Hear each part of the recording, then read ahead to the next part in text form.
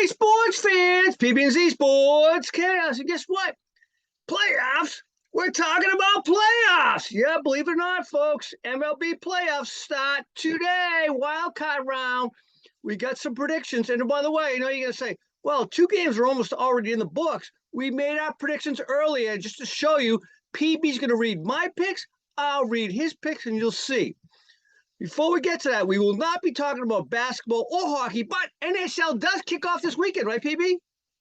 Yeah, it's about time. Do you have your season tickets again for the Panthers? No, I'll go to games. I didn't Okay. get season tickets last year, but I ended up going to about 8 games. I just randomly, when it's a Tuesday night, nothing's going on, I'll look online, I'll buy something last minute, and just head over. It's 15 minutes from my house, so it's easy to go and watch it. There you go. Good Hey, take. by the way, the other big activity this weekend, you see it, Z's got his OU stuff, Red River Rivalry. We'll talk about that momentarily. As we said, it's MLB Wildcard weekend. PB, this is interesting. It's the first time ever we've had 3-game series in the Wildcard round, right?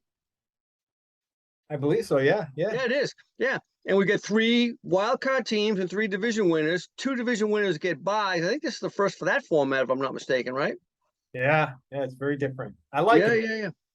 I do too. I do. Hey, by the way, it's going to be over by the end of the weekend either way. So, right? Because it's also the other thing they did was the higher seed, or meaning the better team, I should say, the better seed, they have all 3 games at their home ballpark. So there's no travel involved. It's like a regular series during the regular season, right? Yeah. So that's pretty cool as well. I like it. By the way, hey, Judge did make 62. We talked about it last week. It was getting a little close. Nip and tuck. He was like homeless for about 9 games, but he did get 62. And of course, Pujols kept on hitting him. He's at what, 703? Finished the season at, right? By the way, PB, let me ask you what is a more impressive feat? 62 record breaking in the American League, or 703 for your career? 4th all time, by the way. Yeah. I think we talked about that on the previous show. I like the career record. I think it's I do too. I'm with you on that one. All right, let's get into our wild card picks. First of all, let me just set the table a little bit. Phils play the Cardinals in one of the NL games. Matter of fact, that's going on right now. The Phils were 4-3 versus the Cardinals. What did I pick? You took the Cards. There you go. And PB took the Phils. All right, by the way, Phils are winning 2-1. I just saw this. Padres. I'm sorry, the Cardinals are winning 2-1. Hold on, Cardinals are winning 2-1. All right, Padres 4-2 versus the Mets this year. Mets were winning the National League East all the way to last weekend. They were running away with it at one point in time. 10.5 games, I believe, over Atlanta. Yeah. And they got swept last weekend with their 2 aces pitching, by the way. Scherzer and DeGrom both pitched in that series. Atlanta still won, the defending World Series champion. I believe you took, in this series, the Padres, correct? I did, and you took the Mets. All right, we'll see. I got a good feeling. Hey, Scherzer and DeGrom are going to pitch 1 and 2. If they win both, that series is over. You got the 2 best starting pitchers probably of all the teams in the wild card round. I got to think that there's a good shot the Mets win that thing. I know the Padres have a great offense, right? Yeah. All right, let's head over to the AL. Before we go to PB's other home team, let's talk the Mariners at Toronto. The Mariners were 5-2. They got to go out to Canada. There's no quarantine issues, right? They dropped that in Canada at the end of the last month. Yeah. So good for Toronto. I mean, good for the Mariners. I think they didn't have any issues with it, but they're 5-2. Surprising year against Toronto. This one pains me because you're going to tell me who I picked in a moment, and I'm not going to be happy because, as you know, back when we did our baseball preview, I had Toronto to go to. Did you have them going all the way to the World Series? I am going to the World Series. Did you? And now you're taking the Mariners. I am taking the Mariners. You are correct. You're taking my Toronto team. Hopefully you're right. But I am taking the Mariners. I just got a funny feeling that Magic's going to stay for the Seattle team up in Toronto. All right. The Rays are playing the Guardians. I can't get used to saying that. It's almost like saying the Commanders for the Washington football team. By the way, Cleveland was 4-2 against them. Tito is out there managing. He got over a little illness he had. Maybe his last year. We don't know. He hasn't said anything yet. There's a lot of rumors out there. I picked who? You picked the Guardians. You picked Tampa, so we're both opposite on all 4 games. I personally believe this series will be over before the Red Rivalry game ends tomorrow. So, All right. meaning the Guardians sweep because they already won 1 game earlier today. They did. All right. So, and then what do we got? We're going to go beyond that? Yeah, because the division start next Monday or Tuesday, so we'll get right into it. Who do you got in the first series? Atlanta against whoever wins that one. Yeah, my final 4 that I picked on our baseball preview was the Yankees, the Astros, the Braves, and the Dodgers. So, and they happen to have the 4 byes. So, I mean, I got to go. I like sticking with my predictions, especially when they're still in play. Yeah. And I do think that the strongest teams, they'll have the home field advantage.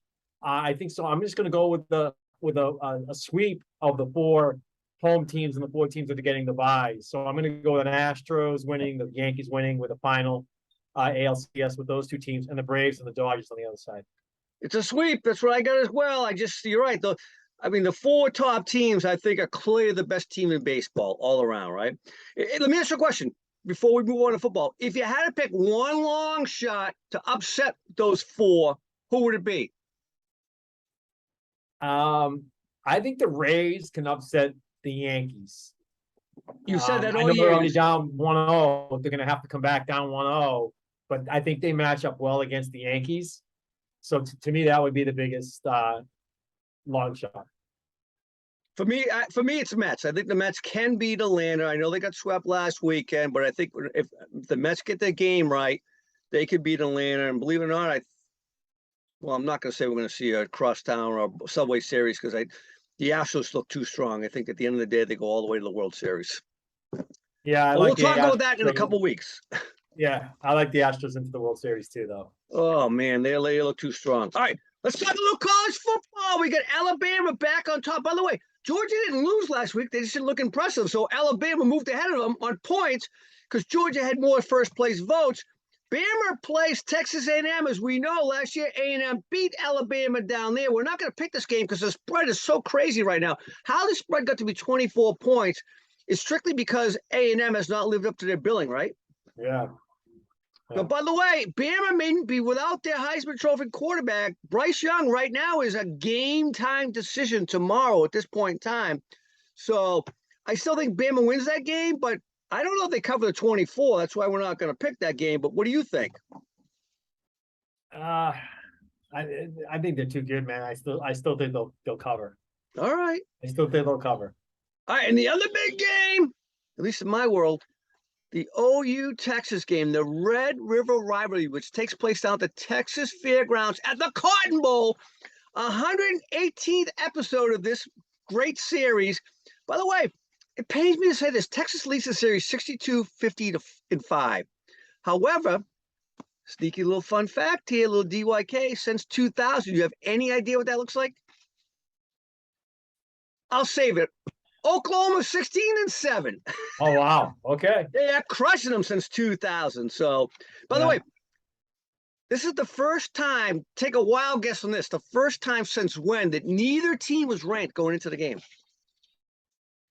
Wow. I you have to go back a couple decades. 98. All right. There you go. So theoretically, you are right. 3 decades. Yeah. 24 years ago. Yeah. Yeah. Shoot. Hey, by the way, OU's quarterback, Gabriel Dillon, may not play. He took a hard hit early in that game against TCU, which blew out Oklahoma last week, which I'm totally shocked by that. So let's get into this game right away. The first pick on the board, OU, Texas. Texas is a 7-point favorite based on what we're going to use for a spread. This thing is now up as high as 8.5. What do you think's going to happen here? Yeah. Obviously, the fact that it's moving up means that the money's coming in on Texas. I'd like to think that OU's definitely, defeat last week to the Horned Frogs is a kind of a wake up call, and I feel like I've been playing the wake up call card with my college picks this year, right? And it's been, I've been doing good. I'm last week again 3-1. Yep. And I'm really having a good year so far with my college foreplay.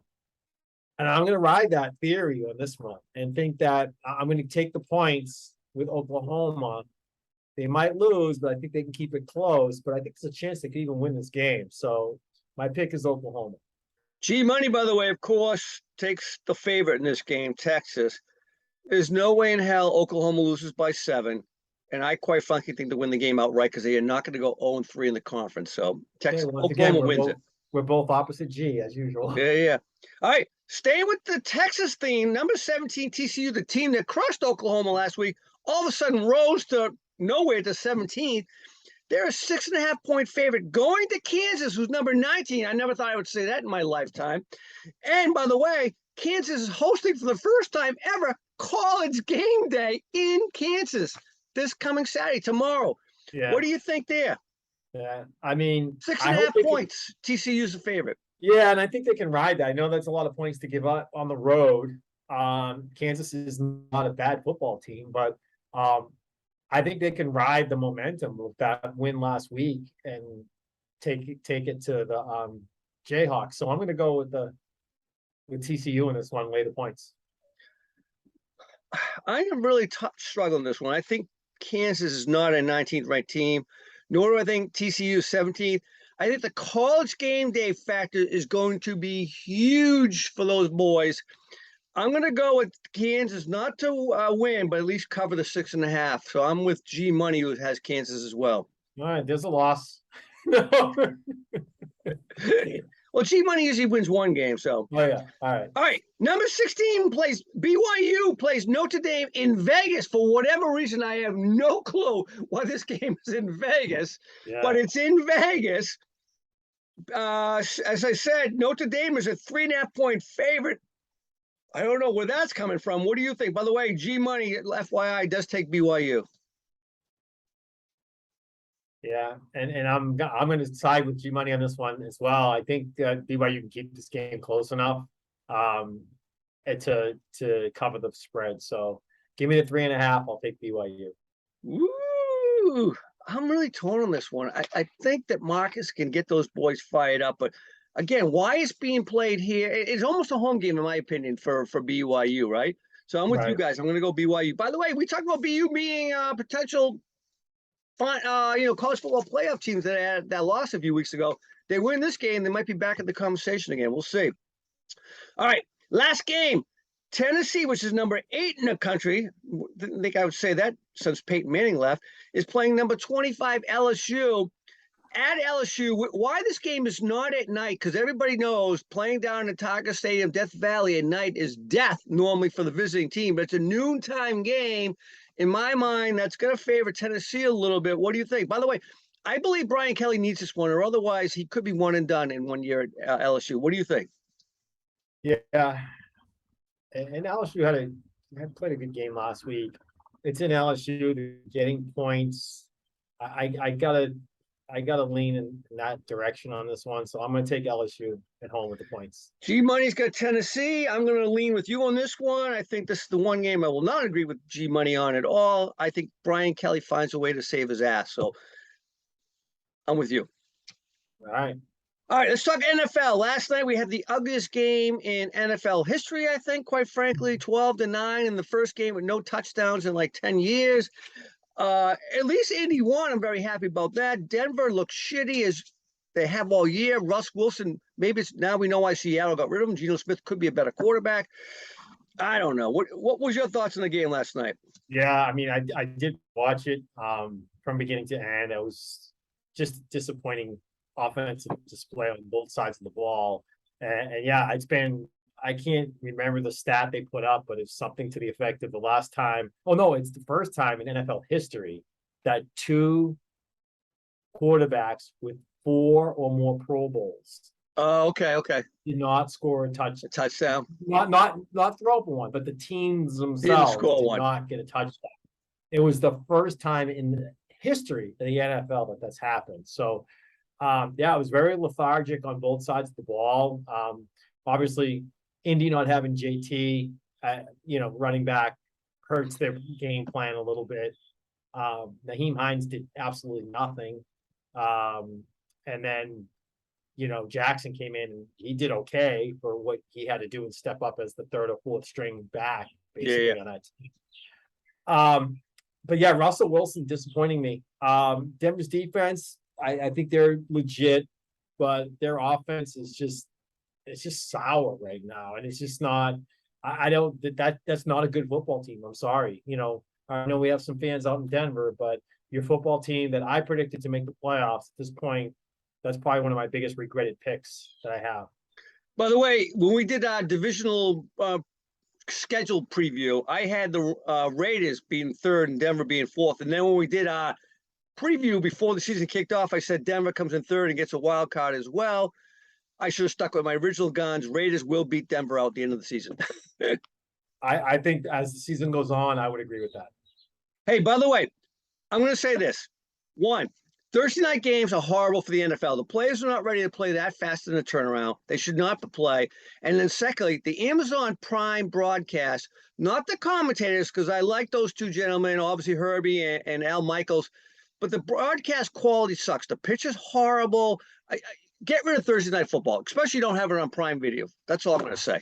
I can't watch it anymore. It's my last game I'm watching on Amazon Prime last night, ever again. All right, hey, let's go to this week. Before we do you have any quick hot takes from last week? Just two real quick ones. One is that, I said last week going in that Cincinnati and Dallas don't give up on either of those teams. I think they're both back. And they proved that to us last week. Cincinnati took care of Miami, which was an undefeated team on Thursday night. And then, of course, Dallas took care of business against Washington. So both those teams are, heading in the right direction. And of course, Cooper Rush is been a big surprise, but a pleasant surprise, obviously, if you're a Cowboy fan, to see him win every game that he's played so far. So that was one. And then the other one is the Detroit Lions. This team obviously has a really, really good offense and a really, really bad defense. I mean, this is just like one of those teams that I'm trying to remember who they remind me of from almost like the Patriots a couple of years. I know they had like a really good offense and their defense was near the bottom, but didn't matter because they would score 40 points a game. But teams like that usually have a tough time getting through a season because they just get beat up, defensively. And to see the Lions let up, it'll be interesting to see how they do against the Patriots this weekend. But to let up the amount of points that they let up in games, it's insane. Like, you can't keep up with that, Well, they're much like Patrick Mahomes' KC teams when he first started out. KC has scored 40 points. Yeah, maybe that. Yeah, more like that. Yeah. So all right. That was my big one. But I like they're exciting to watch, though. Oh, yeah. Well, this week they're going to struggle, I think. We'll talk about that momentarily. Yeah, DeAndre Swift is out. Hey, for me, the big news is the big saga with TB12 and his wife. If that's for real, now we know why he has looked like the way he has. And you know what? I'm going to make a bold prediction.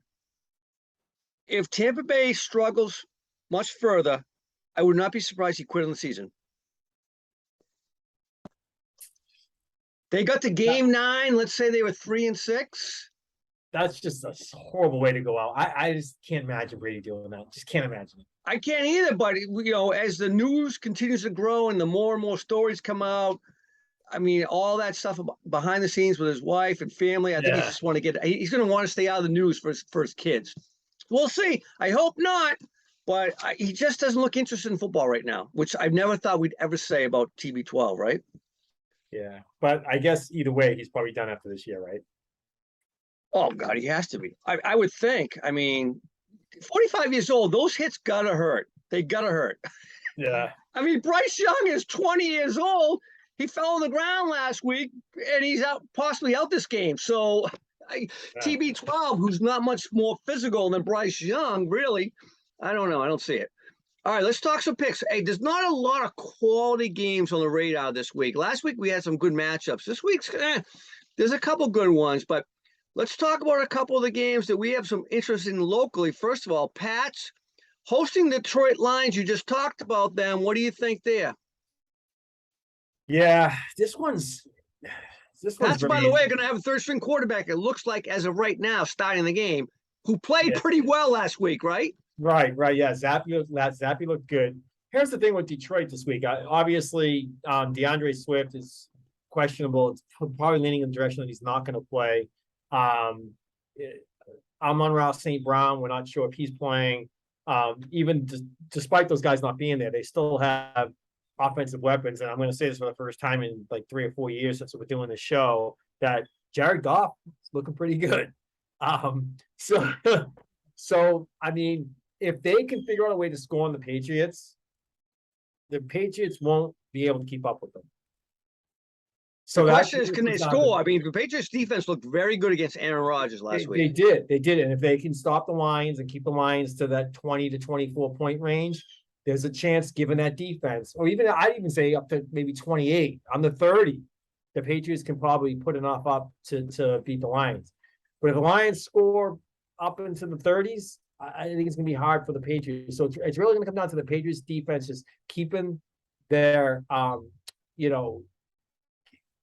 off the field, getting them off the field, holding them on third downs, giving the Patriots a chance to put more drives together. And if they can do that, they can win this game. It's at home. They're 1-3. It's kind of a, hey, this is your chance to actually stay in the hunt, if you will. If you go 1-4, forget about it. I mean, your season's basically over at that point. True. Especially if you lose to the Lions at home, So for that reason, I'm going to lean in the direction of the Patriots on this one. It's a risky pick, but I'm going to take the Patriots. By the way, when you look at their schedule, theoretically, the next 4 to 5 games are very winnable for the Pats. I happen to like this kid, Zappy. By the way, for those who don't know his college history, last year in college, played for Western Kentucky, a Division I school, not by much, but they are 62 touchdown passes, almost 6,000 yards passing it, both Division I records.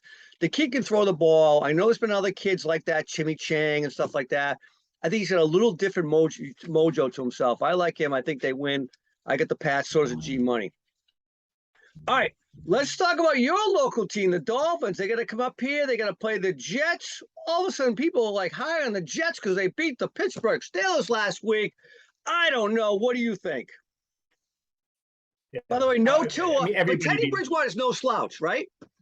No, he's probably one of the most legit backups out there, and should be a starter someplace.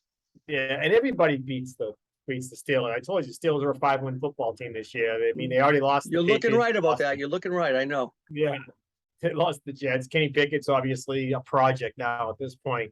But all that being said, I think the Dolphins, even without Tua, have enough offensive weapons to overcome what the Jets can throw at them. I do like the way the Jets are playing them. I think they're playing pretty good. Zach Wilson's first game back. He caught a touchdown pass on a Philly special. It's fun. It's kind of, they're turning into a fun team to watch, really. Yeah, they got talent.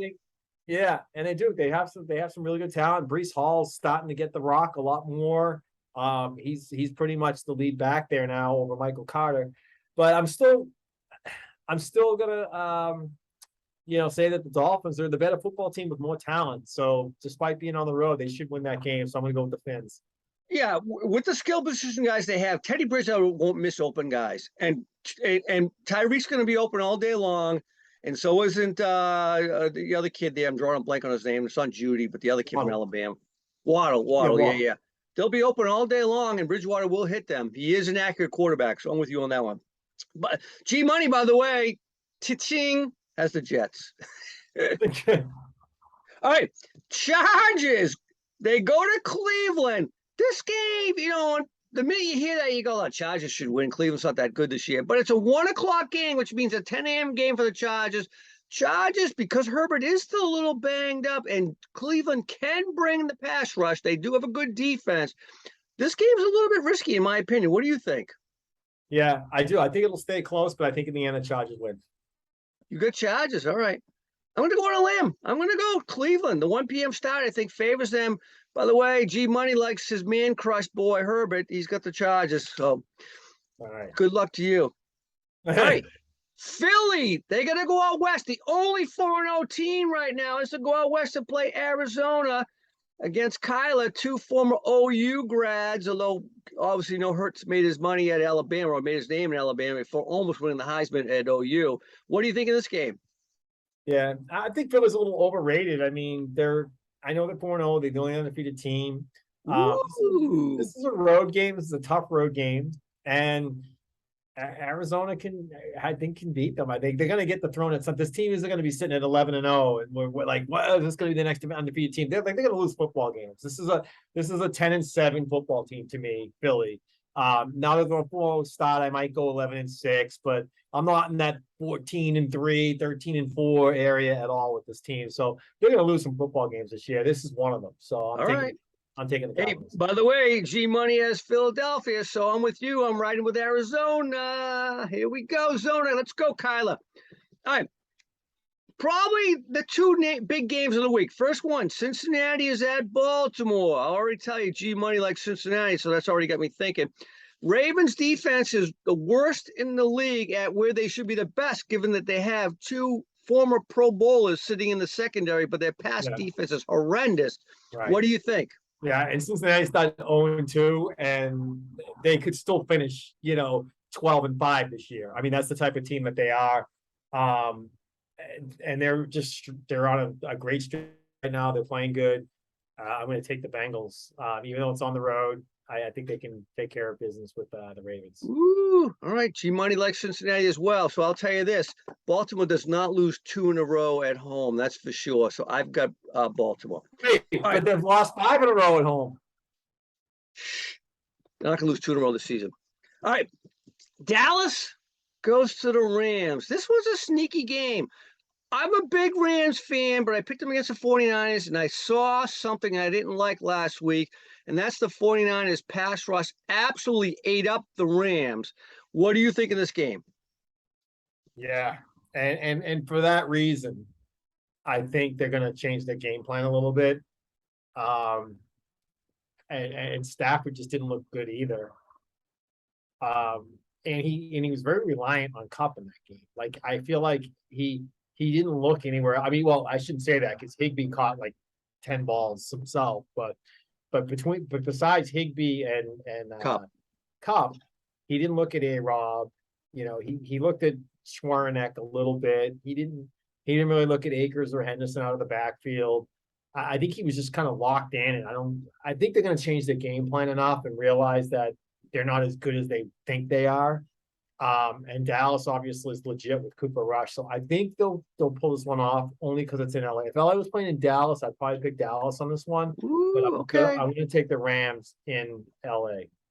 By the way, you also with G Money on that one too. So I am going to go, believe it or not, with the Wally Pip of the NFL this year. Cooper Rush, although both you and G Money said he's the 64th best quarterback in the NFL. I never said that. I'm not going on any record saying I said that. All right, I got Dallas. All right, we're going to wrap up. We're running off the end of our time clock here on the Zoomer. Nice work, PB. We'll see what happens. Good luck in your playoff picks this weekend. Yeah, and then, hey, special for you in 2 weeks, PB and Z are going to be together in person, live, coming to you from Boston. And we might even have cheerleaders. We might have some cheerleaders. We'll see. We may. All right. All right, take care, man. All right.